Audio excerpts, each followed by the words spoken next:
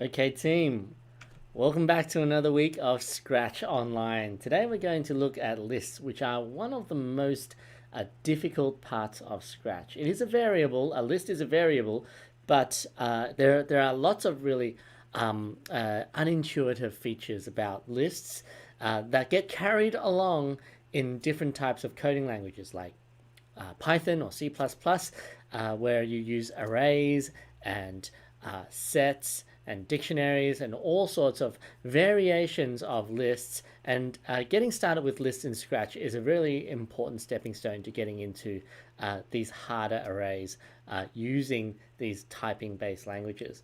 Now, today we're going to look into variables. Now, a variable is like a box. Imagine if a variable is a magic box that can hold a fixed amount of information. This information could be a number or a word, or it could be a group of numbers or a group of words or a group of items, in which case it is called a list. So in Scratch, we have two different types of variables. We got the normal variable where you have a box where you have a bit of information inside, or you have a list, which is a shelf of boxes that are really well organized and they provide a whole stack of information. So let's start by running Scratch and having a look at where we can find lists. Today we're going to go and save our game. Just call it list clones.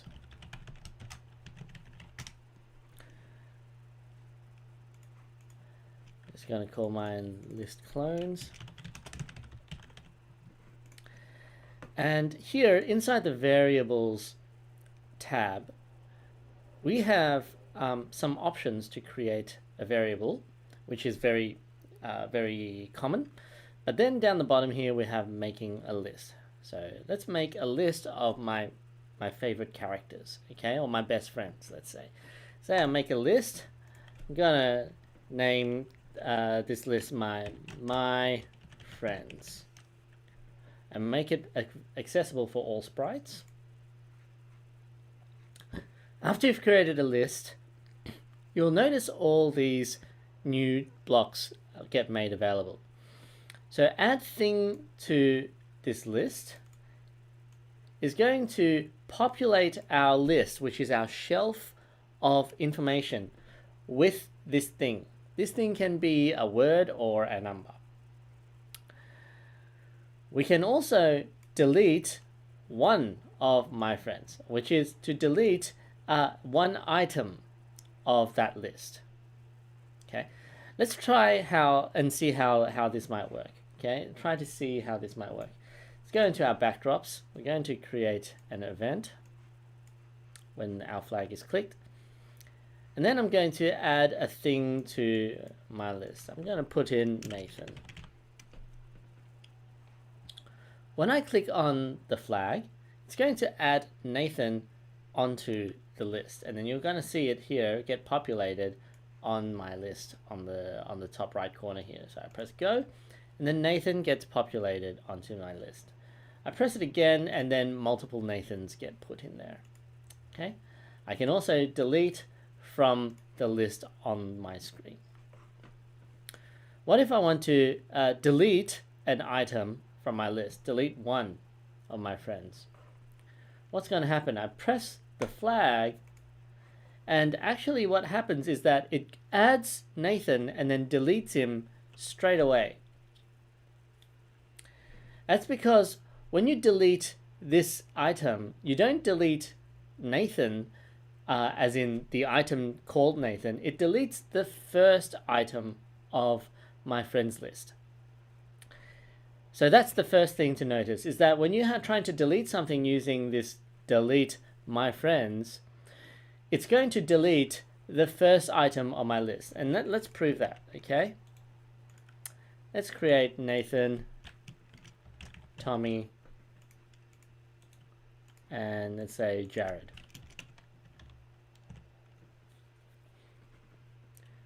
Going to clear my list. I'm going to press go, and it's going to add these 3 names to my list. And then when I run delete 1 on my friends, it will delete the first item on my list. So press go, and then it's deleted Nathan off the list. So what if I created a list and I want to delete an item in the middle, or if I wanted to delete Jared in particular? Well, I can find the number of the friend in my list and then put that number in. So I know that Tommy is number 2. I delete Tommy by putting the number 2 in. Press go and Tommy gets deleted. But when you are coding, you might not know exactly where these people are added through the list. Maybe you have a game that triggers these additions in different ways. So we're going to need to find a way to locate these people before we can delete them. Okay, so let's add the people, and then we can use another method.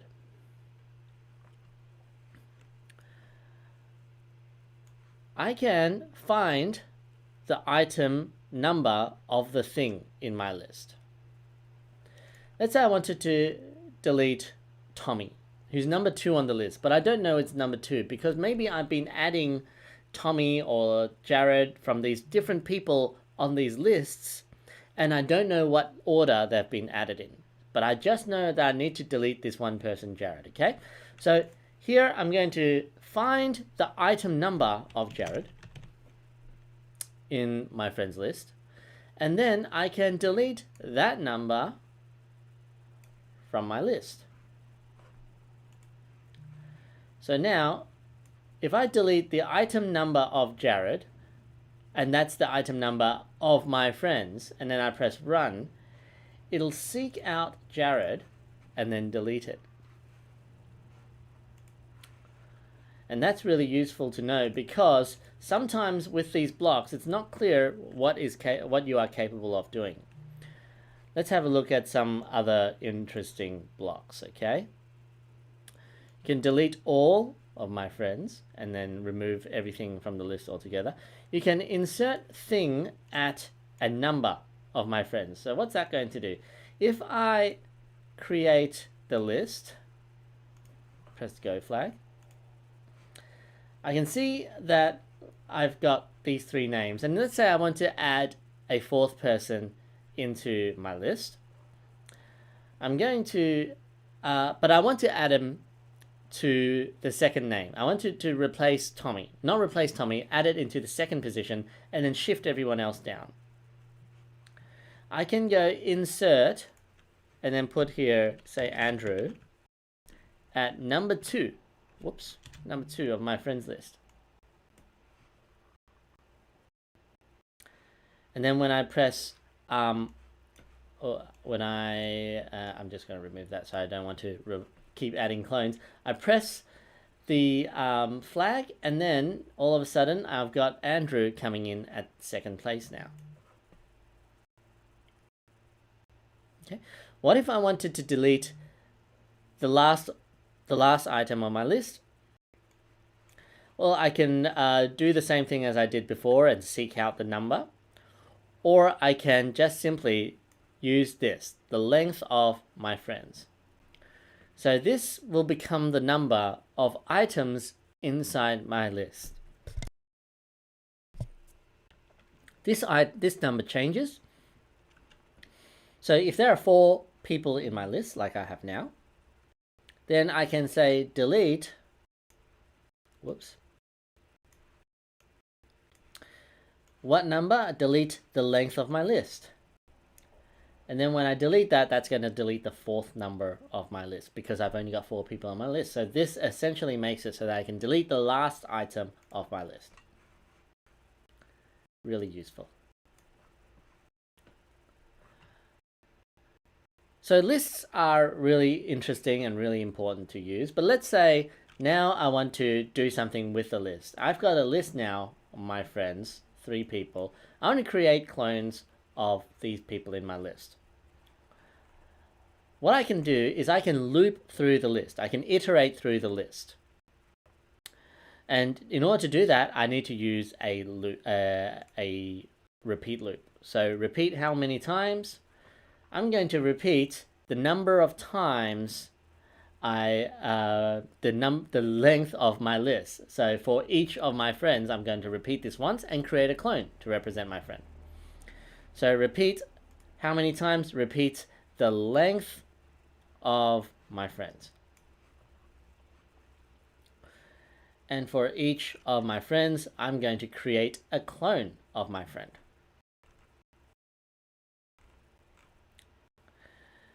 So here I'm going to say to go to options, create a clone of Sprite1. So inside Sprite1, I'm going to make it so that when I am cloned, when I start as a clone, I'm going to go to a random position. Okay. And then also when I start the game, I also want to hide myself because I don't want the parent clone to be showing. Here I go hide. When I start as a clone, I'll show and go to a random position. I'll go to a random position and then show. But how am I going to know which clone is which?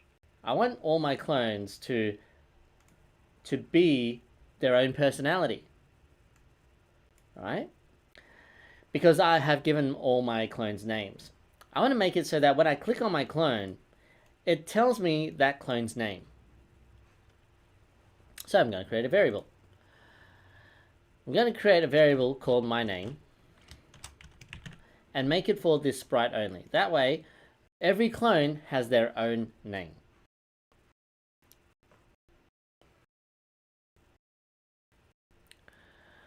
My name. Okay, when I start as a clone, I'm going to set my name to a certain thing. It's going to be a bit of text. Okay, so I'm going to make this text something I can access from the main menu called current name. Make another variable, make it accessible from everyone, right? From all sprites. So I'm going to call it current name. Set my name equal to current name when I start as a clone. Go to a random position, and then when I am tapped, when I'm clicked, I'm going to say for 2 seconds, I am whatever my name is. Hi, I am, and then space, and then my name for 2 seconds. You see that properly?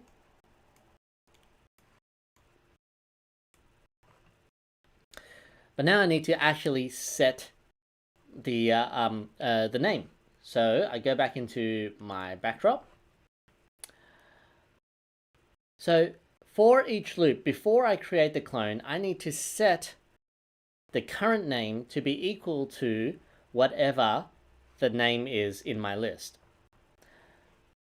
So here I'm going to go set current name to, and then the item number of my list.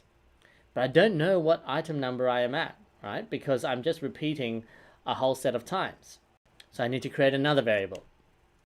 So the current loop.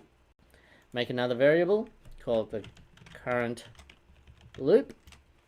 This is how many times I have looped through my list of friends.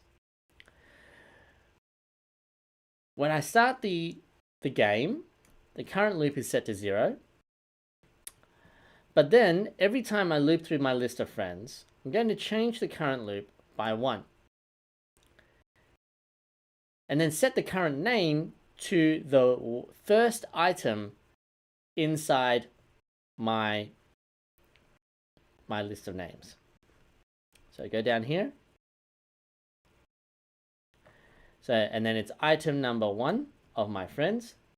But instead of item number 1, it is item number my current loop.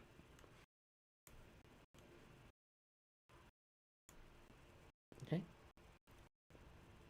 So current name turns into is current loop of my friends before I create the clone. Once I create the clone is going to check to see what the current name is and then set that to be my variable for my name. And then when I click on him, it's going to say, hi, I am whatever that name is. Let's test it out. If I press the go button, so we got, hi, I am Nathan. Hi, I am Tommy. And let's do it again. So this person's saying, can't see that. Hi, I'm Nathan. Hi, I'm Andrew. So it all works. We now have a way to double check and see exactly what your characters' names are. It's Tommy and Nathan. And Nathan, Tommy, Andrew. Okay, so that's how you can create a cloning program that has lots of characters, all with different names and different attributes, without having to go through one by one and change them. You can also make it so that potentially each character is using a different costume and then have them all looking different. Or you can make it so that each character has a different decoration or a different bit of a different color effect to set them apart. Okay, hope you enjoyed the lesson today on lists and cloning people from lists or cloning sprites from lists. Make sure that if you have any questions, you send me a comment. I'll see you next time. Bye bye.